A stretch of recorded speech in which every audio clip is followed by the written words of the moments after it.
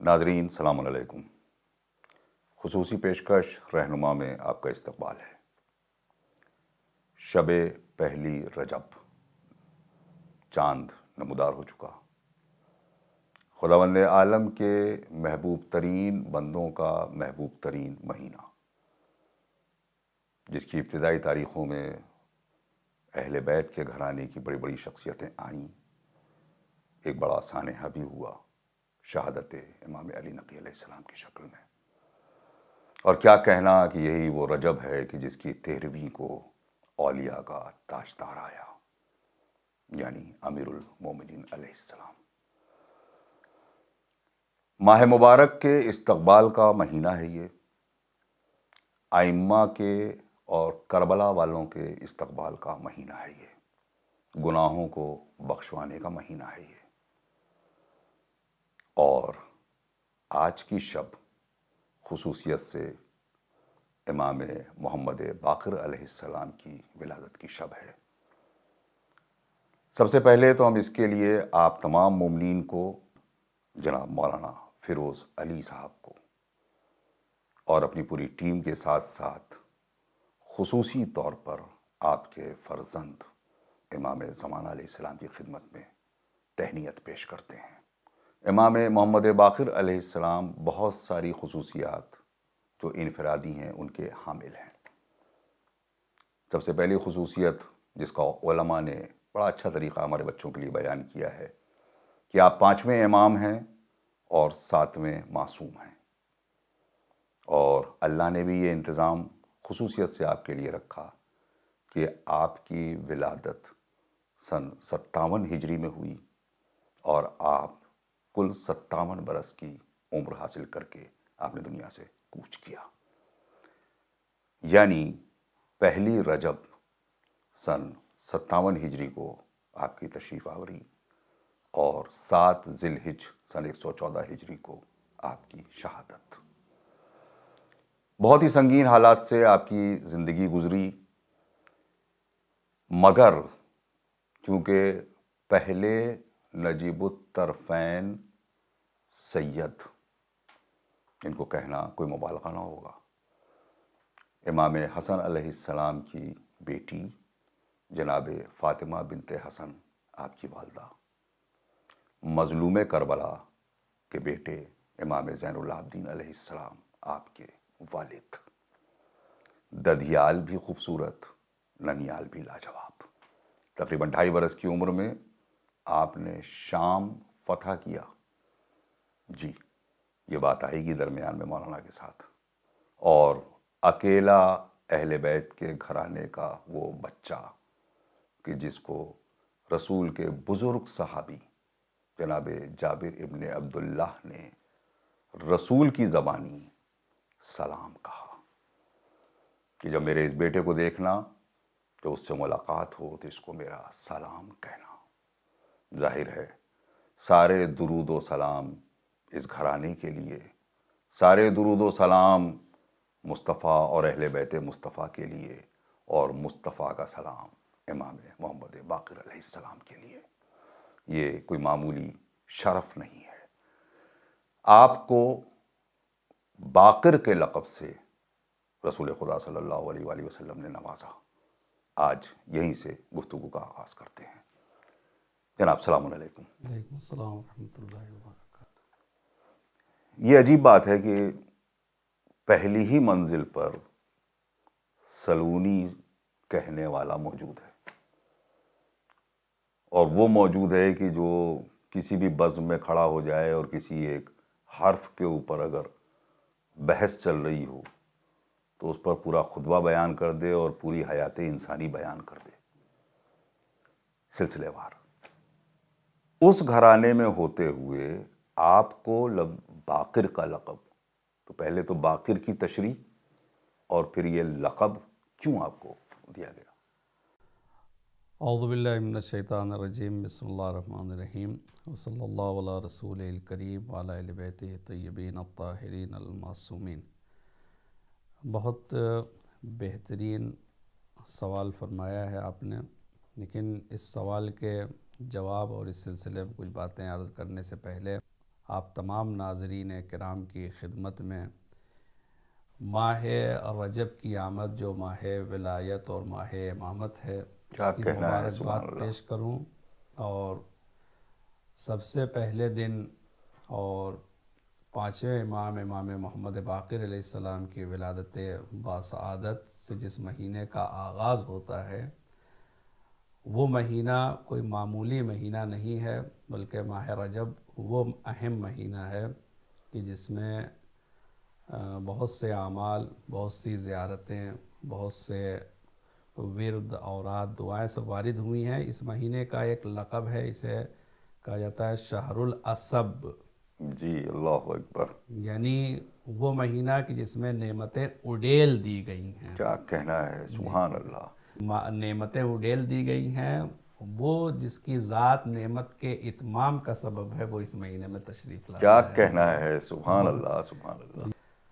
امام محمد باقر علیہ السلام کا لقب باقر کیوں رکھا گیا؟ یہ تو امام کے اور بھی دیگر القاب ہیں، لیکن یہ لقب مشہور و معروف ہے، اور یہ نبی اکرم صلی اللہ علیہ وآلہ وسلم نے اللہم آپ کو صلی عنایت محمد فرمایا وعلی تھا، محمد۔ اس لیے کہ جہاں جس روایت میں تمام ائمہ کے اسماء گرامی نبی اکرم نے بیان فرمائے ہیں، وہاں پہ ان کے لقب کا بھی ذکر کیا ہے۔ جی اب نبی کا دیا ہوا لقب ہے تو اس کا مطلب یہ ہے کہ اس کے پیچھے کوئی نہ کوئی راز ضرور پوشیدہ ہے۔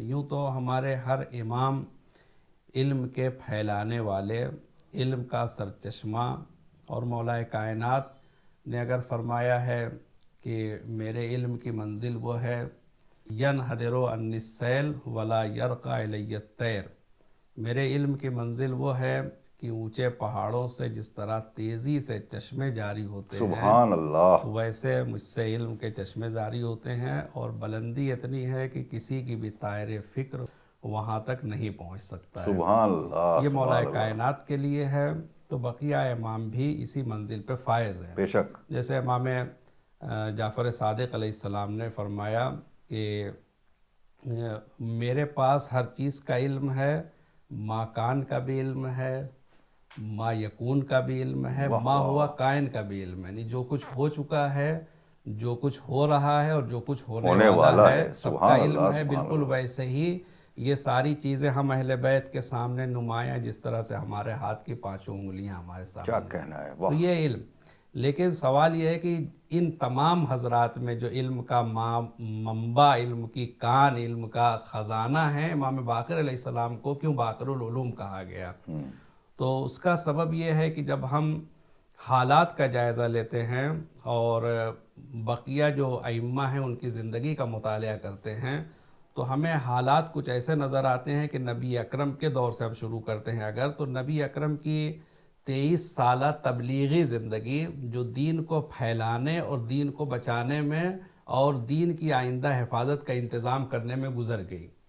یوں تو نبی اکرم کے احادیث پہ بے شمار ظلم ہوا کہ آپ کے زندگی ہی میں کچھ لوگ ایسے پیدا ہو گئے تھے جو اس وقت لکھنے کے لیے منع کر رہے تھے، یعنی حدیثیں لکھنے سے منع کر رہے تھے۔ نبی کی خدمت میں آ کے لوگوں نے کہا کہ فلاں صاحب منع کر رہے ہیں، تو نبی نے فرمایا کہ میرے دہن سے حق کے علاوہ کچھ نکلتے ہی نہیں ہے۔ کیا کہنا ہے، واہ واہ۔ بعد نبی تو باقاعدہ حکومتی طور پہ اعلان ہو گیا تھا کہ لکھنا نہیں ہے، تو وہ ساری چیزیں ہماری آنکھوں سے اوجھل ہو گئیں، لوگوں نے نہیں لکھا۔ بقیہ مولا کائنات کا دور آتا ہے تو نہج البلاغہ کی شکل میں ایک کتاب ہمارے سامنے آتی ہے، حالانکہ نہج البلاغہ یہ انتخاب ہے، سارے خطبے نہیں ہیں مولا کائنات کے، تھوڑے بہت، جی تھوڑے بہت ہیں۔ اس کے بعد امام حسن علیہ السلام کا دور آتا ہے، تو یہ دور معاویہ سے صلح کے بعد جو اہل بیت علیہ السلام کا سرمایہ بچا ہے شیعوں کی شکل میں، محبوں کی شکل میں، ان کو بچانے میں گزر جاتا ہے۔ پھر امام حسین علیہ السلام کا دور وہ آتا ہے کہ مدینے میں رہنے والا امام حسین علیہ السلام کو جناب عبداللہ ابن عباس کے مقابلے میں کم علم سمجھتا ہے، اسی لیے پوچھنے والا خداوند عالم کے سلسلے میں ابن ارزق تاریخ میں نام اس کا آیا ہے، اس نے جناب عبداللہ ابن عباس سے سوال کیا خدا کے بارے میں تو وہاں پہ جناب ابن عباس چپ رہے تو مولا امام حسین علیہ السلام تشریف فرماتے، آپ نے جواب دینا چاہا تو برجستہ کہتا ہے میں نے آپ سے نہیں پوچھا ہے. اللہ اکبر. یعنی ایک عالم کی حیثیت سے بھی وہ ماننے کے لیے تیار نہیں ہے تو کس کو علم بتائیں گے. پھر جناب عبداللہ ابن عباس نے اس کو ڈانٹا اور پھر امام حسین علیہ السلام نے اس کے سوال کا جواب دیا. یہ امام حسین علیہ السلام. پھر امام زین العابدین علیہ السلام کا دور تو اور زیادہ مشکلات کا تھا کہ جہاں پہ امام نے ایک نیا تبلیغ کا ذریعہ اختیار کیا اور وہ دعا تھی. دعا کے ذریعے. صحیفہ سجادیہ صرف دعا کا ایک مجموعہ، اس کو دعا کے عنوان سے انسان نہ دیکھے، اسے تعلیم اور تبلیغ کا ایک ذریعہ اور ہتھیار جو امام نے اختیار کیا ہے اس لحاظ سے دیکھیں تو اس میں آپ کو ہر چیز ملے گی. اب اس کے بعد امام کا دور جب آتا ہے تو ذرا سا حالات بدلتے ہیں. حالات کس اعتبار سے بدلے؟ اس لیے کہ اب عالم اسلام ذرا وسیع ہو چکا ہے. جی. نئے نئے لوگ آ چکے ہیں، نئے نئے فرقے بن چکے ہیں، نئے نئے مکاتب بن چکے ہیں. اس میں بھی حکومت کا بہت بڑا ہاتھ ہے. فرقے بنانے میں، مکاتب فکری بنانے میں حکومت کا بہت بڑا ہاتھ ہے تاکہ لوگ انہی سب چیزوں میں الجھے رہیں اور اصل تک نہ پہنچ سکیں. تو کچھ ایسے افراد جن کے اندر ضمیر تھا، بیداری تھی، کچھ جاننا اور سیکھنا چاہتے تھے، وہ ایک جواب دینے والے کی تلاش میں پھرتے تھے اور وہ در اہل بیت پہ ان کو مجبوراً آنا پڑتا تھا، اس لیے کہ اس کے علاوہ کہیں اور ان کو اپنی علمی پیاس بجھانے کا ذریعہ نہیں نظر آتا تھا. یہ ایک وجہ. دوسری وجہ یہ تھی کہ اہل بیت علیہم السلام کی مظلومیت عام ہو چکی تھی. اہل بیت علیہ السلام کو لوگ مظلوم ماننے کے لیے تیار نہیں تھے، لیکن یہ تمام حالات جب فراہم ہو گئے واقع کربلا کے بعد تو اب لوگوں کے دل مظلوموں کی طرف بڑھے. لہذا امام کے دربار میں، امام کے مدرسے میں ہمیں صرف شیعہ طالب علم نہیں دکھائی دیتے ہیں، شاگرد اور صحابی نہیں دکھائی دیتے ہیں، بلکہ اہل سنت کے بہت بڑے بڑے اور جید عالم دین بھی نظر آتے ہیں جو امام ہاں، ایک بہت بڑی تعداد جو امام محمد، جیسے کہ امام جعفر صادق علیہ السلام کے لیے ان کا مدرسہ مشہور ہوا اور 4000 طلاب کا ذکر ہوتا ہے، لیکن ان میں سے جو ثقہ تھے ان کی ایک بڑی تعداد 5ویں امام سے آپ کی طرف منتقل ہوئی تھی.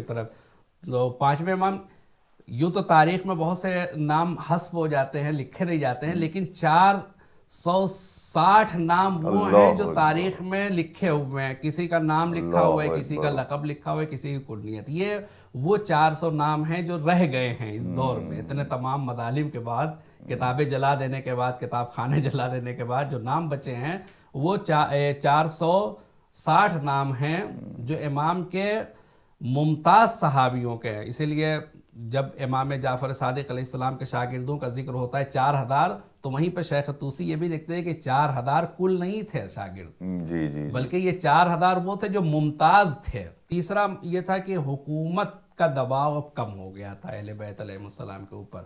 کیوں؟ اس لیے کہ مقابلے میں بنی عباس کھڑے ہو گئے تھے اہل بیت کے خون کا بدلہ لینے کے لیے.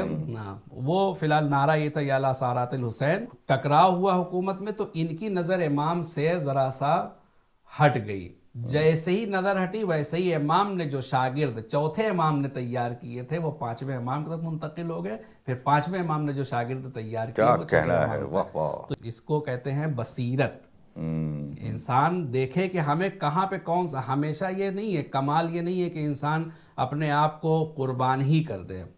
اب بصیرت، اسی لیے مومن کی ایک علامت سب سے بڑی ہے کہ بصیرت ہے. اسے وقت شناس ہونا چاہیے، اپنی بھی منزلت سمجھنی چاہیے، اپنی بھی حیثیت سمجھنی چاہیے، صابر ہونا چاہیے، صابر ہونا چاہیے. اپنے مشن میں جو ہے وہ دیکھے کہ کبھی اسی کو ایک مصرے میں کہتے ہیں ہے کبھی جاں کبھی تسلیم جاں ہے زندگی. ابھی آپ نے ذکر کیا کہ تمام مسلمانان عالم جو تھے، مختلف جو فرقوں سے تعلق رکھتے تھے اور فکروں سے، وہ سب آپ کی شاگردی میں تھے. تو ان لوگوں کا کیا نظریہ رہا؟ امام عالی مقام کے علوم سے استفادہ کرنے والے جہاں شیعہ تھے وہاں اہل سنت. اس میں ایک جملہ کہنے دیا جاتا ہے، ہم لوگوں پر الزام لگایا جاتا ہے کہ ہم غالی ہیں، غلو کرتے ہیں اہل بیت کے سلسلے میں. تو میں چاہتا ہوں کہ مشہور بعض مصنفین کا یا جو مورخین ہیں ان کا اس سلسلے میں بھی بیان ہو. ہاں، ان کا یعنی اسی دور کا ایک شخص ہے عبداللہ ابن عطا، جو اپنے دور کا بہت بڑا عالم مانا جاتا ہے. وہ یہ کہتا ہے کہ میں نے علماء کو جتنا چھوٹا اور حقیر امام محمد باقر علیہ السلام کے سامنے دیکھا، ورنہ اتنا چھوٹا اور اتنا حقیر کسی اور کے سامنے نہیں دیکھا۔ اللہ اکبر۔ اور حکم ابن عیینہ نام کا ایک شخص تھا جو اس وقت بہت بڑا عالم تھا، اس کے بارے میں یہ کہتا ہے کہ حکم گویا کانہ متعلم، یعنی اس طرح سے ان کے سامنے بیٹھتا تھا جیسے ایک شاگرد بیٹھتا ہے۔ اور شخص جو مطلب نہایت مشہور و معروف ہے، دشمنی ہے شیعہ میں۔ اب وہ شیعوں سے دشمنی کیوں ہے؟ وہ اہل بیت علیہ السلام کی ظاہر ہے وہی ایک وجہ ہے۔ تو مطلب ان کا خود بھی دعویٰ یہ ہے کہ ہم خراب اس لیے ہیں، رافضی اس لیے ہیں کہ ہم غلو کرتے ہیں، تو انہوں نے کیا غلو کیا ہے؟ لیکن یہ جب خود مقام بیان میں آتے ہیں، جب اب خداوند عالم جب اسے کہلوانا چاہتا ہے تو وہی سب باتیں کہے جاتے ہیں بڑھ چڑھ کے جو ہم کہتے ہیں۔ ابن حجر مکی ابن حجر مکی جیسے اس کی کتاب سوائق محرقہ ہے، مطلب یہی ہے، اس میں وہ یہ کہتا ہے کہ امام باقر علیہ السلام کے سلسلے میں کہ ابو جعفر محمد الباقر سمیہ بذالک، امام محمد باقر علیہ السلام کو یہ لقب اس لیے دیا گیا کہ یہ بنتا ہے بقر سے۔ بقر کے معنی ہوتے ہیں زمین کو شگافتہ کرنا اور چھپے ہوئے خزانوں کو باہر نکالنا۔ تو وہ یہ کہتا ہے کہ فلذالک ہوا اظہر من مخبیات کنوز المعارف، کہ آپ کو یہ لقب اس لیے دیا گیا کہ آپ نے چھپے ہوئے علمی خزانے کو باہر نکالا۔ سبحان اللہ۔ و حقائق الاحکام، اور احکام کے حقائق کو برملا کے لوگوں کے سامنے آشکار کیا۔ اب یہ امام کے کارنامے کے سلسلے میں وہ جو کہتا ہے وہ نہایت دلچسپ بات ہے۔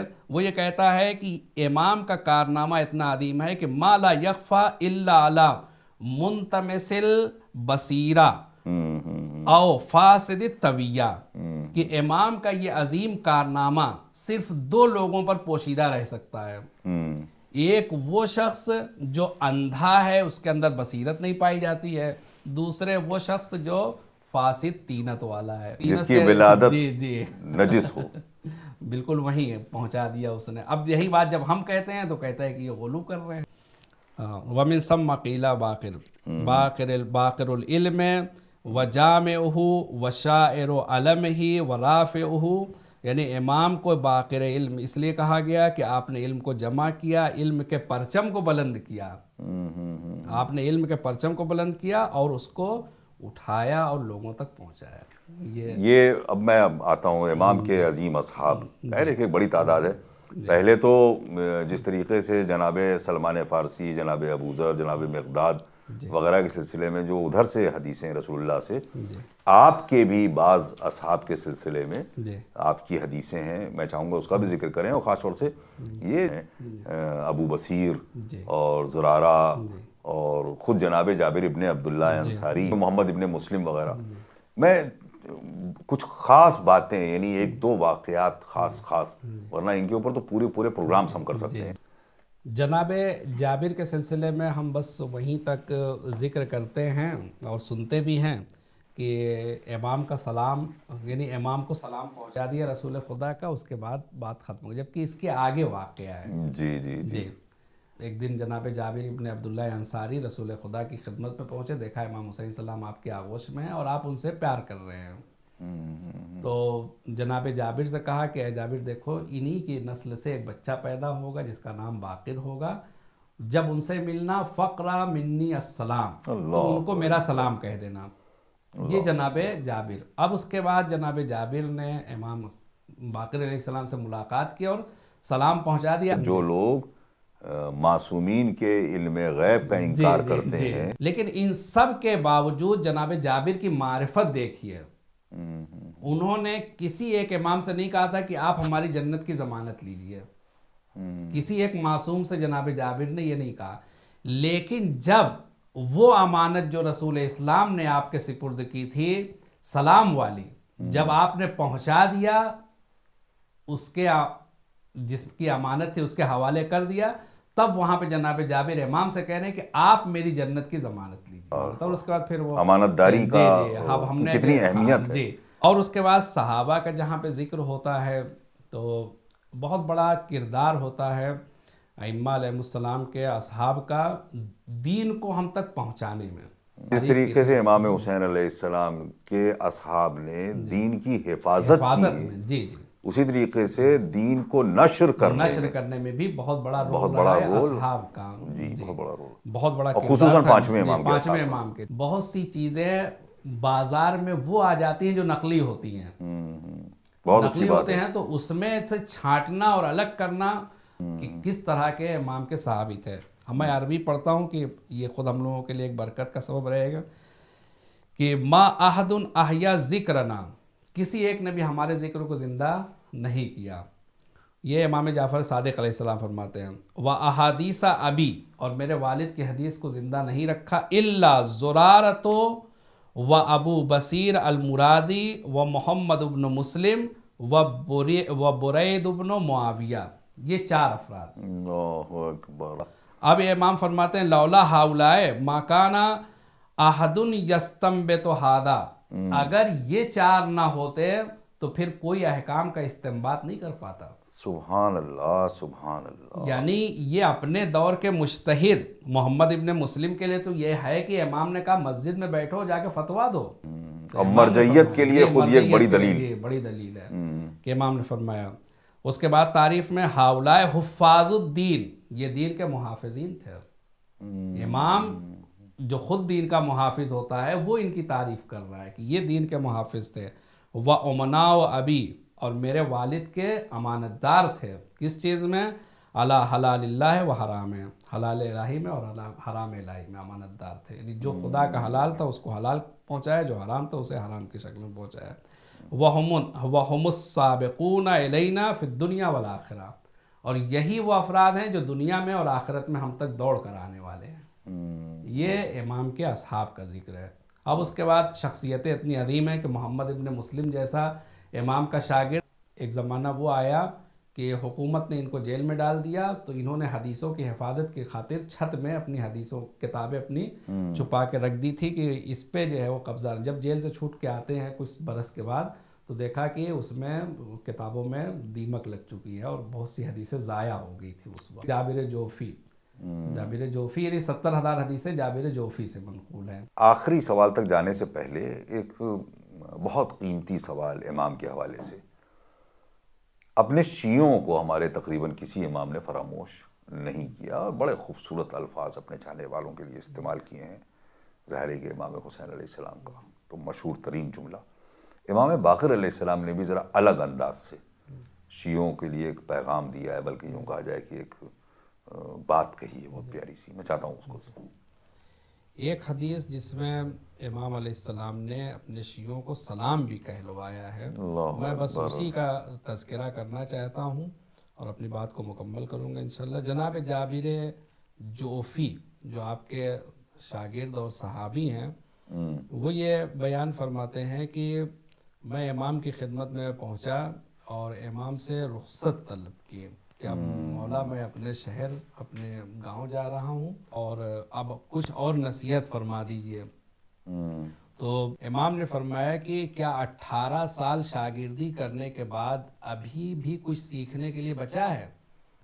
اب یہ معرفت میں ڈوبا ہوا جملہ جو جناب جابر نے امام سے عرض کیا وہ ہے کہ مولا آپ انکم بحر لا ینزف, اللہ اکبر, وَلَا يُبْلَغُ قَارُهُ, آپ ایسے سمندر ہیں جس کے پانی کو خالی کیا ہی نہیں جا سکتا ہے, سبحان اللہ, اور نہ جس کی تہہ تک پہنچا جا سکتا ہے. 18 سال کیا 1800 سال بھی انسان اگر آپ کے دروازے پہ بیٹھا رہا تو وہ علم سے کبھی سیراب نہیں ہو سکتا ہے. اسے ہر وقت علم کی پیاس بڑھتی ہی چلی جائے گی. پھر امام نے جب دیکھا کہ جناب جابر جانے کے لیے تیار ہے, تب امام نے فرمایا یا جابر بلغ شیعتی منی السلام, اے جابر جہاں جا رہے ہو وہاں ہمارے شیعوں کو ہمارا سلام کہہ دینا. اور سلام کہلوا رہے ہیں, اور یہ صرف جناب جابر ہی اس کے پہنچانے والے نہیں ہیں, بلکہ ہر امام کا چاہنے والا اس کی ذمہ داری ہے کہ امام کے سلام کو ان کے شیعوں تک پہنچائے. جا رہے ہیں, یہ آخری کلام سمجھ لیجیے وصیت کے طور پہ ہے, آخری نصیحت کے طور پہ جو امام نے فرمایا جناب جابر سے وہ یہ ہے کہ عالمہم, جابر جا کے ان کو بتا دو کہ انہ لا قرابۃ بیننا و بین اللہ عز و جل, کہ ہمارے اور خدا کے درمیان کوئی رشتہ داری نہیں ہے, یہ بہت عظیم جملہ ہے. وَلَا يُتَقَرَّبُ إِلَيْهِ إِلَّا بِالطَّاعَةِ، خدا سے صرف اطاعت کے ذریعے قریب ہوا جا سکتا سبحان ہے، اللہ سبحان کوئی اللہ. اور ذریعہ نہیں ہے خدا سے قریب ہونے کا.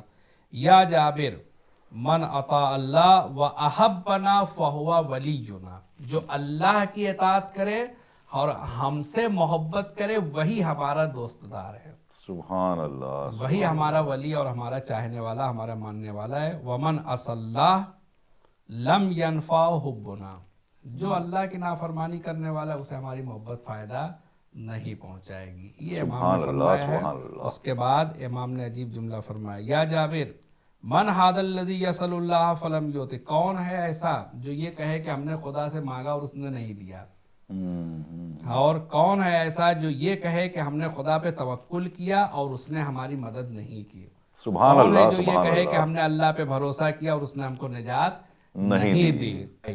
اب اس کے بعد دنیا کی ظاہر سی بات ہے، شیعہ ہیں، دنیا ہے اور دنیا کے مسائل ہیں، تو دنیا کو کیسے سمجھیں. تو امام نے فرمایا کہ یا جابر انزل الدنیا کا منزل، دنیا کو ایک سرائے سمجھو، دنیا کو ایک سرائے سمجھو کہ جس میں تم اترے ہو اور پھر یہاں سے تمہیں کوچ کرنا ہے، سفر کرنا ہے.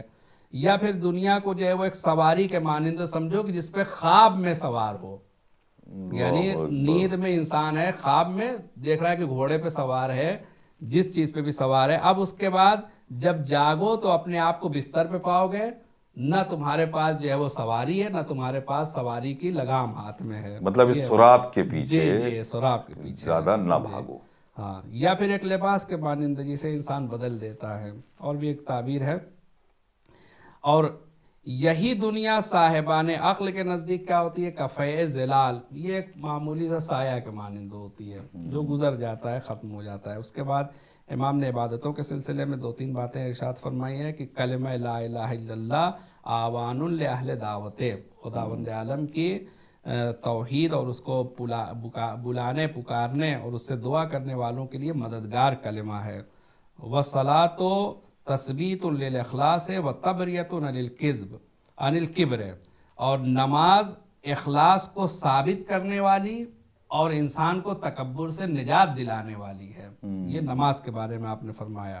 اور اس کے بعد کہا زکوٰۃ تزید و فی الرزق، زکوٰۃ وہ ہے جو انسان کی روزی میں اضافہ کرتی ہے.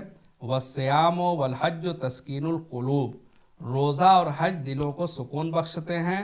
والقصاص والحدود حقن الدماء، قصاص اور حدود الہی کا جاری کرنا یہ خون اور جانوں کو محفوظ رکھنے کا ضامن ہے. وحقنا اہل البیت نظام الدین، اور ہم اہل بیت کے حقوق یہی دین کا نظام ہے، سبحان اللہ یہی دین سبحان کا اللہ. نظام ہے. اور آخر میں دعائیہ جملہ ہے امام کا کہ جعلنا اللہ وإیاکم من الذین یخشون ربهم بالغیب وهم من الساعة مشفقون، کہ خدا ہم کو اور تم کو قرار دے ان لوگوں میں سے جو اپنے پروردگار سے غیب میں بھی ڈرتے ہیں. آج کی آخری اور بہت اہم بات، آپ ہی کے زمانے میں حالانکہ حشام جیسا ملعون، اور ظاہر ہے کہ جو آپ کا قاتل بھی ہے، شاید بنی امیہ میں اتنے مظالم جو سب کہا جاتا ہے کہ دیواروں میں چننا اور زندہ جلا دینا اور سادات کے خون کا گارا بنانا، یہ سب اسی ملعون نے بہت زیادہ کیا تھا. بنی امیہ کا لیکن زوال باقاعدہ دکھائی دینے لگا تھا 5ویں امام کے زمانے میں. آپ کا بھی کچھ رول تھا اس میں؟ جی، امام علیہ السلام کا اس سلسلے میں بہت اہم کردار تھا. آپ نے پہلی بات تو یہ ہے کہ ایک لفظ اپنے ہاں بولا جاتا ہے تقیہ. جی. تو ہم لوگ یہ سمجھتے ہیں کہ مطلب تقیہ جان بچانے کا نام ہے. تقیہ جان بچانے کا نام نہیں ہے، تقیہ دین بچانے کا نام ہے. سبحان اللہ سبحان اللہ، بہت اچھی بات ہے. اہل سنت اعتراض کرتے ہیں ہم لوگوں کے اوپر کہ آپ کیا تقیہ تو ہے، امام حسین علیہ السلام کو تقیہ کر لینا چاہیے تھا. تو جہاں ان کو ہم یہ جواب دیتے ہیں کہ تقیہ دین بچانے کے لیے ہوتا ہے، جان بچانے کے لیے نہیں ہوتا ہے.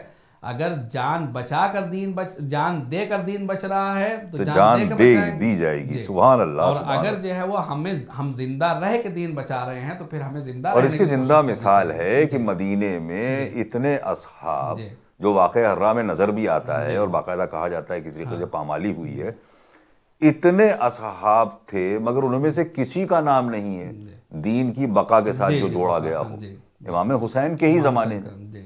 تو یہ تو اس گھرانے کا دستور ہے کہ جو ضرورت ہے وہ کرنا ہے۔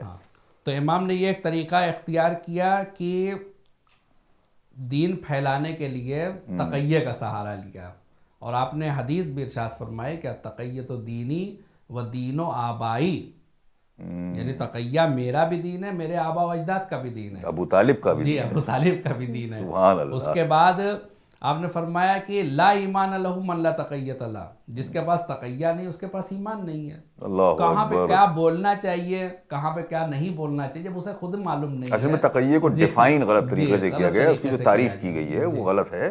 تقیہ کا مطلب بہت پیارا جملہ آپ نے کہا، جہاں دین کو ضرر نہ پہنچے آپ وہ سارے کام کریے۔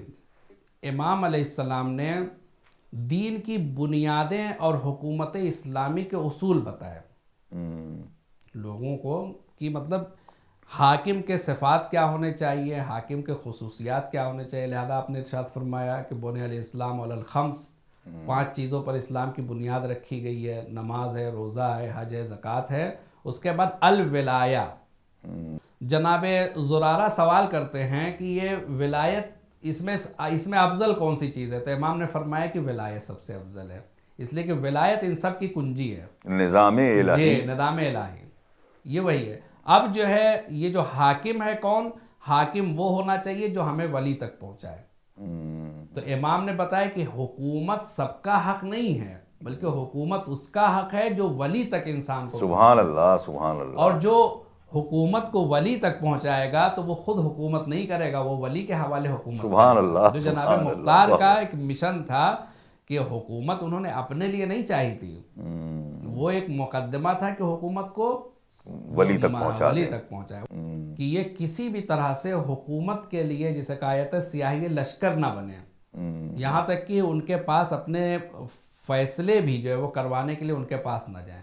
یہ دھیرے دھیرے یہیں سے شروع ہوتا ہے حکومت کا زوال اس کا، جب انسان کے اندر یعنی ثقافتی بیداری پیدا ہو جائے گی، بہت اچھی تو وہ بات ہے۔ خود بخود جو ہے وہ امام نے علم دے دیا ہے، اب یہ دھیرے دھیرے جو ہے وہ اس منزل پہ چل پڑے۔ ایک دم سے آدمی نہیں دیکھے گا کہ مطلب یہ کام ایک دم سے ہو جائے، بلکہ اس کے لیے وقت درکار ہوتا ہے کہ اب اس دور میں موجودہ زمانے میں ہم کو یہ سمجھنا ہمارے لیے کوئی مشکل ہی نہیں ہے کہ کام یک بیک نہیں ہوتا ہے، کبھی کبھی 7 سال کا عرصہ لگ جاتا ہے۔ سبحان اللہ سبحان اللہ۔ امام نے ایک اور جو راستہ اختیار کیا تھا حکومت سے مقابلے کا تھا، روبرو، اور یہ امام نے اس کا ایک نمونہ اپنے 2.5 سال کی عمر میں پیش کیا تھا، جب یزید کے دربار میں قتل امام زین العابدین علیہ السلام کے لیے اس نے مشورہ کیا تھا، تو امام نے برجستہ یہ کہا تھا کہ تیرے درباری فرعون کے درباریوں سے گئے گزرے اور بدتر ہیں، اس لیے کہ فرعون کے درباری وہ تھے کہ جنہوں نے موسیٰ کے قتل کا مشورہ نہیں دیا تھا، اور